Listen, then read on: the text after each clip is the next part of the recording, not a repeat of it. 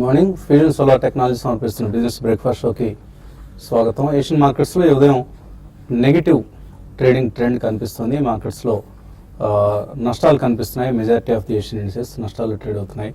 And risk appetite మరోసారి సన్నగిల్లుతోంది, మరోసారి కనుమరుగవుతుందని అనిపిస్తుంది. సో గత 6 సంవత్సరాల ఎన్నడూ లేనంతగా చైనీస్ ఫిబ్రవరి ఎక్స్పోర్ట్స్ డేటా నెగిటివ్గా వచ్చింది.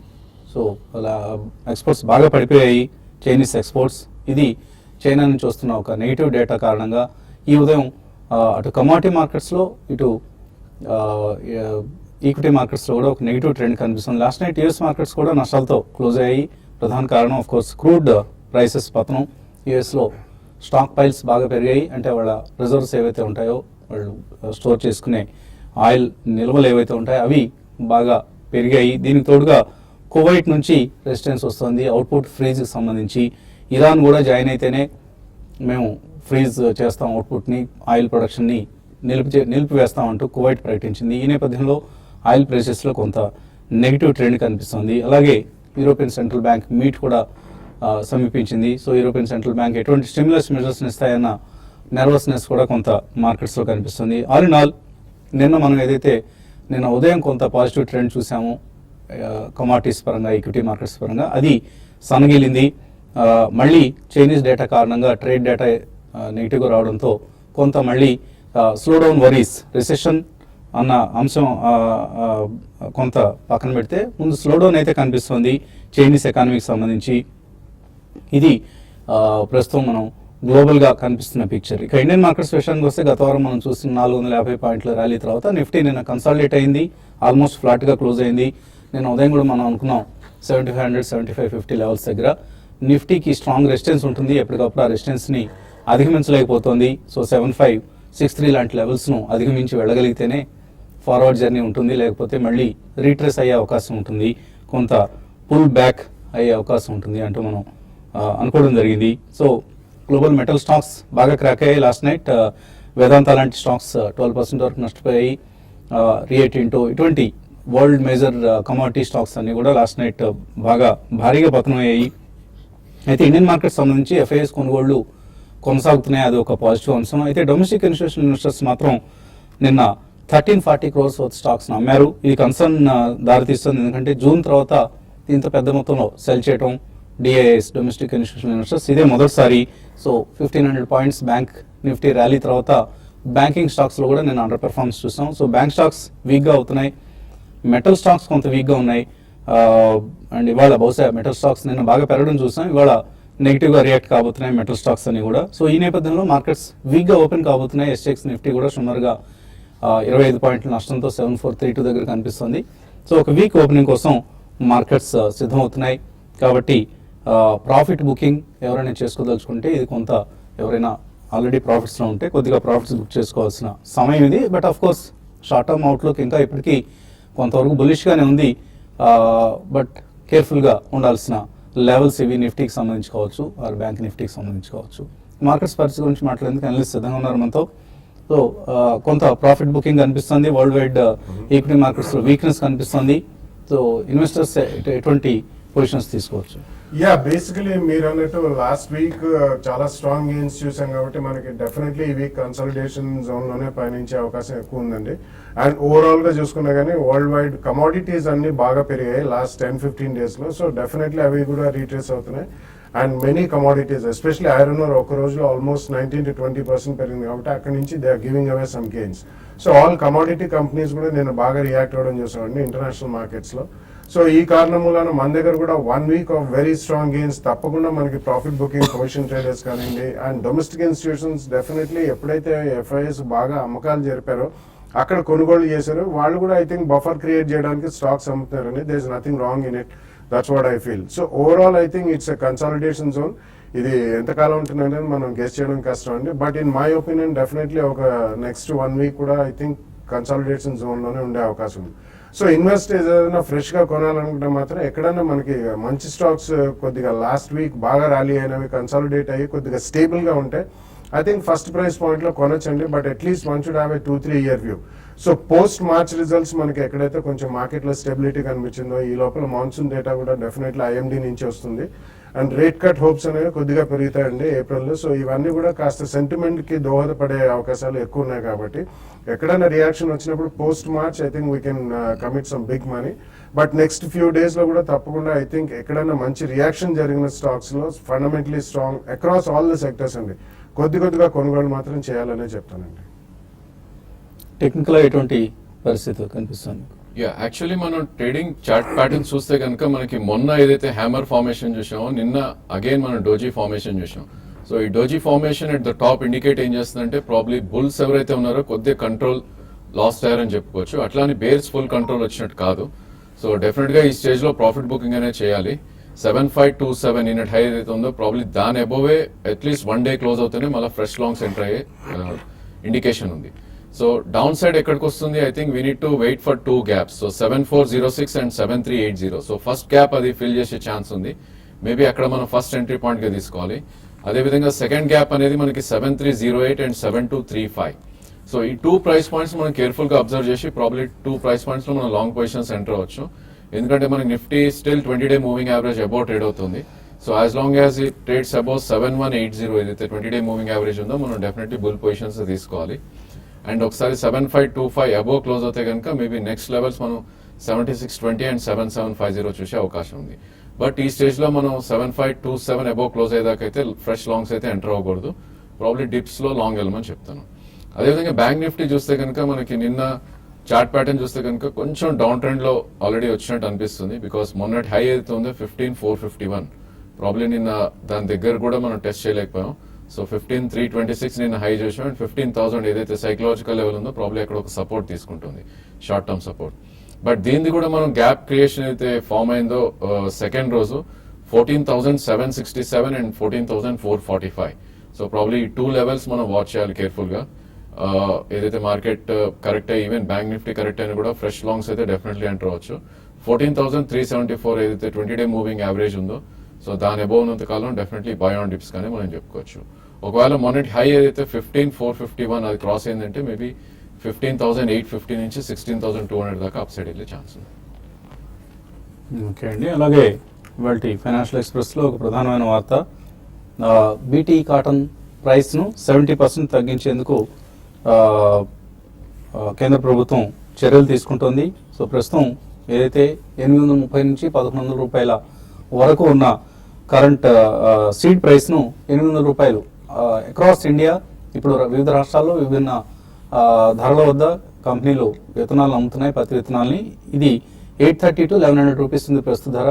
దీన్ని యూనిఫామ్గా అంటే కంట్రీ మొత్తం ఒకటే ధరగా ఉండేట్లుగా ప్రభుత్వం నిర్ణయించబోతుంది 800 రూపాయలకు. అలాగే ట్రేడ్ వాల్యూ అంటే ఇది కంపెనీకి మొన్సాంటోకి రాయల్టీగా వెళ్లే మొత్తం ఇది ప్రస్తుతం ఉన్న 163 రూపాయల నుంచి 450 గ్రాముల ప్యాకెట్కి 163 రూపాయలు ఉంది.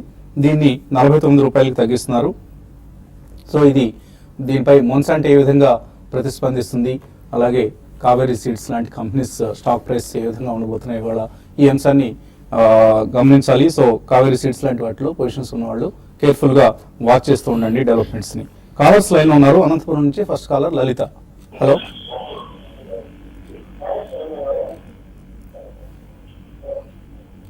అడగండి లలిత. నా పేరు లలిత అండి. అడగండి లలిత.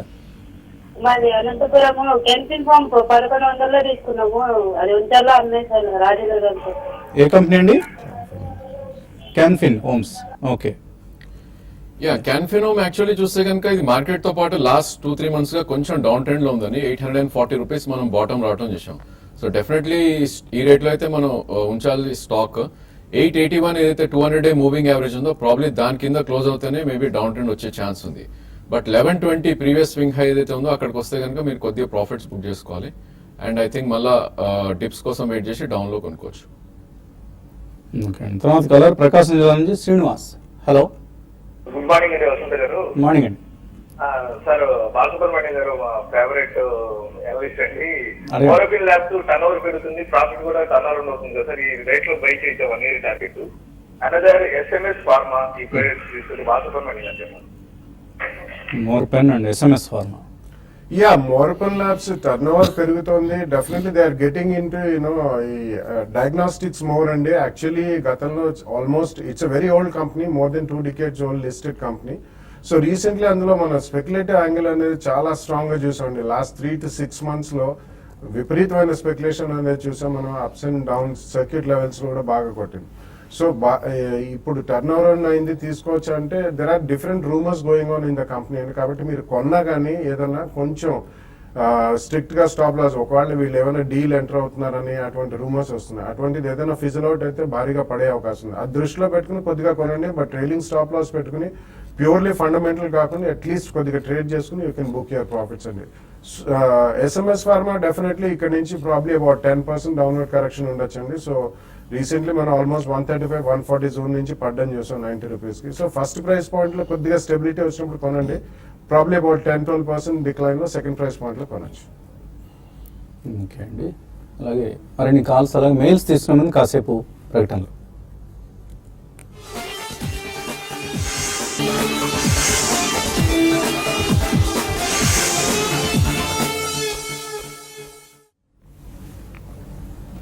ఫ్యూజన్ సోలార్ టెక్నాలజీ సమర్పిస్తున్న బిజినెస్ బ్రేక్ఫాస్ట్ షోకి తిరిగి స్వాగతం. తర్వాత కాలర్ లైన్ ఉన్నారు, కొత్తగూడెం నుంచి సతీష్ కుమార్. హలో. హలో, నమస్కారం సార్. నమస్తే అండి, అడగండి సార్, ఈ బ్యాంక్ నిఫ్టీ ఈ రోజు సెల్ చేస్తే బాగుంటుందా లేకపోతే బై చేస్తే బాగుంటుంది bank Nifty? Bank Nifty opening లో అయితే వీక్ గా ఉండే అవకాశం కనిపిస్తుంది. సో ఇక్కడ ఈ లెవెల్ దగ్గర సెల్ చేయొచ్చా, బై చేయొచ్చా? ఐ థింక్ కంపల్సివ్ ట్రేడింగ్ అయితే కనుక డెఫినెట్లీ సెల్ అనే చెప్తానండి. నిన్నటి హై ఏదైతే ఉందో 15,326 స్టాప్ లాస్ పెట్టుకొని సెల్ చేయొచ్చు. అదేవిధంగా 3-day లో ఏదైతే ఉందో 14,980 వస్తే కనుక మీరు మీ ప్రాఫిట్స్ అనేది బుక్ చేసుకోవాలి. So risk to reward favour equal గా ఉంది ఈ స్టేజ్ లో. ప్రాబ్లీ తక్కువ క్వాంటిటీ సెల్ కే మీరు అటెంప్ట్ చేయొచ్చు. తర్వాత కరీంనగర్ నుంచి శ్రీనివాస్ రెడ్డి. హలో. సార్, నేను సిప్లా 536 లో ఫ్యూచర్ లో ఉన్నా సార్. నేను అది ఓన్లీ ఎట్లా 1 week ఏమైనా ప్రాఫిట్ బుక్ చేయమంటారా ఈ రోజు? ఏమన్నా లాస్ అయినా ప్రాఫిట్ అయినా? సిప్లో లాంగ్ పొజిషన్ ఉంది ఫ్యూచర్స్ లో. సిప్ లో చూస్తే కనుక 505 నుంచి ఆల్మోస్ట్ 550 అంటే ఆల్మోస్ట్ 10% ర్యాలీ అవుట్ అని చూసామండి గత 1 week లోనే. సో ఇక్కడ ఒక మైనర్ కరెక్షన్ మోడ్ లో ఉంది. సో 527.9 ఏదైతే 20-day మూవింగ్ యావరేజ్ ఉందో దాని కింద క్లోజింగ్ బేసిస్ లో మీరు స్టాప్ లాస్ పెట్టుకోండి. మార్కెట్ ఏమాత్రం పుల్ బ్యాక్ వచ్చి మేబీ 538, 540 వస్తే కనుక మీరు ఉన్న పొజిషన్ ఎగ్జిట్ అవ్వండి.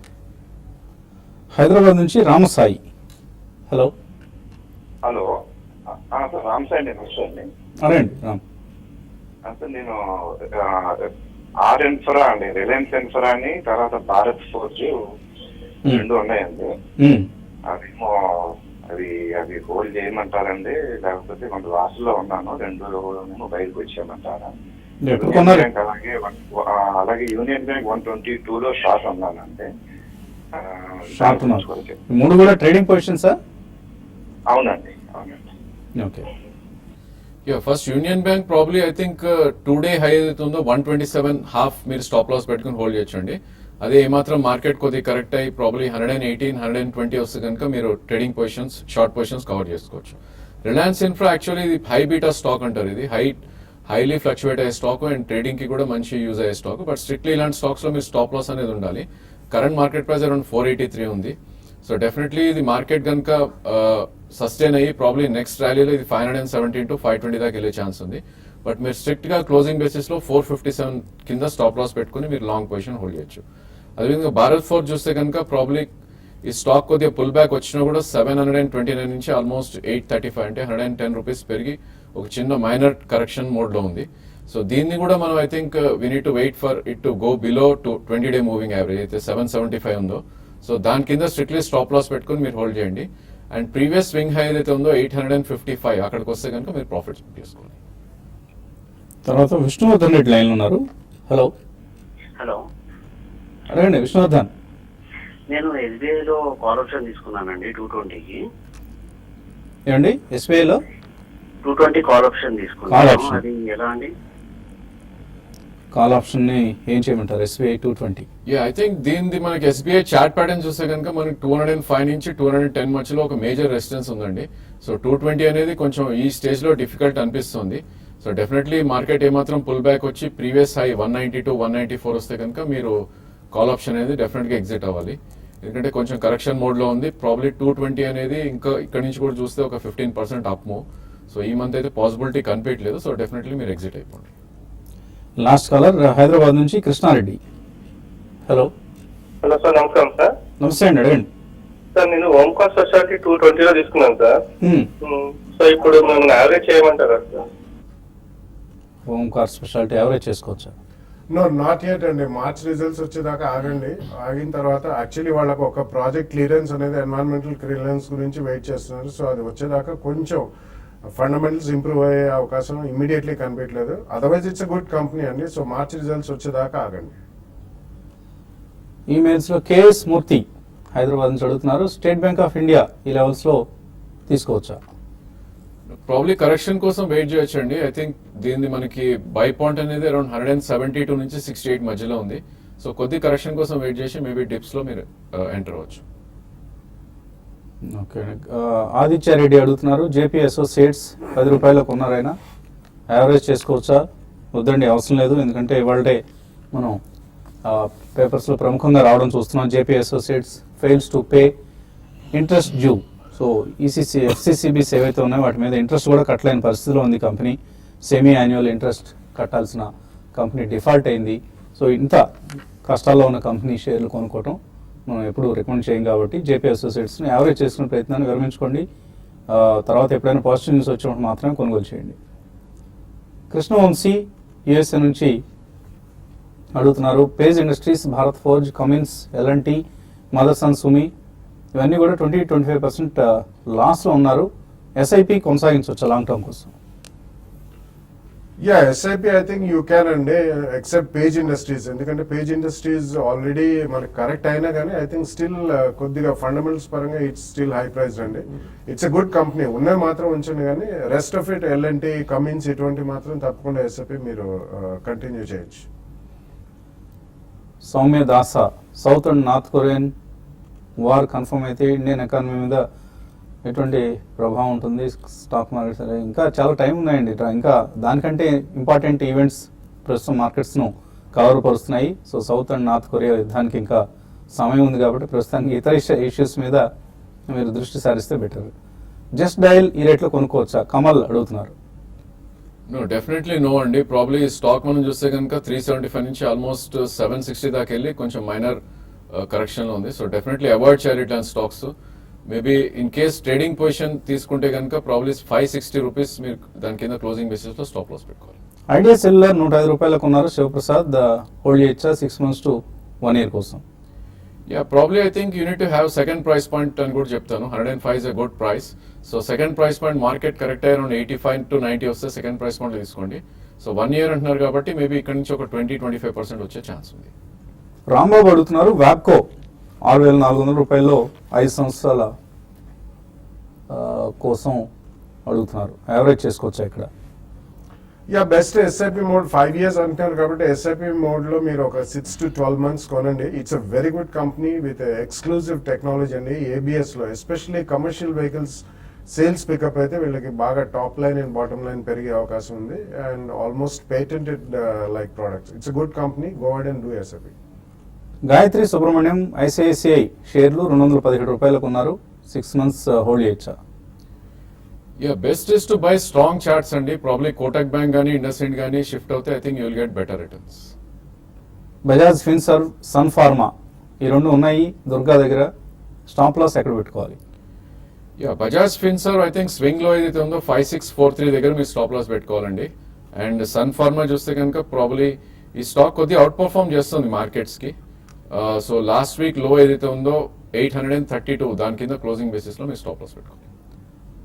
సంతాల బెంగళూరు నుంచి అడుగుతున్నారు, ఎస్బీఐ 270లో, ఐసిఐసిఐ 324లో ఉన్నాయి, ఎగ్జిట్ కావచ్చా, యావరేజ్ చేసుకోవచ్చా? యావరేజ్ అయితే వద్దండి. ప్రాబ్లీ రెండు కూడా చార్ట్స్ పరంగా చాలా వీక్ గా ట్రేడ్ అవుతున్న stocks. Probably I think maybe previous swing lows అయితే వస్తే మేబీ 135 and 150 మధ్యలో వస్తే ఎస్బీఐ మీరు యావరేజ్ చేయొచ్చు. నాగేందర్ రెడ్డి అడుగుతున్నారు, అరవిందోకి ఈ మధ్య యూఎస్ఎఫ్డీ అప్రూవల్స్ వచ్చాయి కాబట్టి 3 years ఉద్దేశంతో కొనుక్కోవచ్చా? యా, ఇట్స్ కంటిన్యూస్ ప్రాసెస్ అండి. 3 years వ్యూ అంటున్నారు కాబట్టి డెఫినెట్లీ డిప్స్ లో కొనండి, 1 or 2 price points లో మినిమం. ఓవరాల్ మార్కెట్ కొద్దిగా ఏమైనా రియాక్ట్ అయినా. అండ్ రీసెంట్లీ ఫార్మస్యూటికల్స్ ఇది బాగా పెరిగిన స్టాక్ అండి. ఆల్మోస్ట్ 670, 680 నుంచి పెరిగింది కాబట్టి 2 or 3 price points లో కొనండి. శ్రీనివాస్ అడుగుతున్నారు, ఆర్ఈసి ఏ రేట్లో కొనుక్కోవచ్చు? ఈ రేట్లో ఇప్పుడున్న రేట్లో తీసుకోవచ్చా? డెఫినెట్లీ స్టాక్ డౌన్ ట్రెండ్ లో ఉందండి. లాస్ట్ 3-4 డేస్ ఏదైతే పెరుగుతుందో ఇట్స్ ఓన్లీ పుల్ బ్యాక్ అని చెప్పొచ్చు. సో ఈ స్టాక్ ని ప్రాబ్లీ అవాయిడ్ చేస్తేనే బెటర్, ఎందుకంటే 146 దగ్గరే దీని నెక్స్ట్ సపోర్ట్ ఉంది. సో దీని లాంగ్స్ అయితే డెఫినెట్లీ అవాయిడ్ చేయండి. సో ఇది ఇవాళ ఫ్యూజన్ సోలార్ టెక్నాలజీ సమర్పించిన బిజినెస్ బ్రేక్ఫాస్ట్. మధ్యాహ్నం స్మార్ట్ ఇన్వెస్ట్లో మళ్ళీ కలుద్దాం.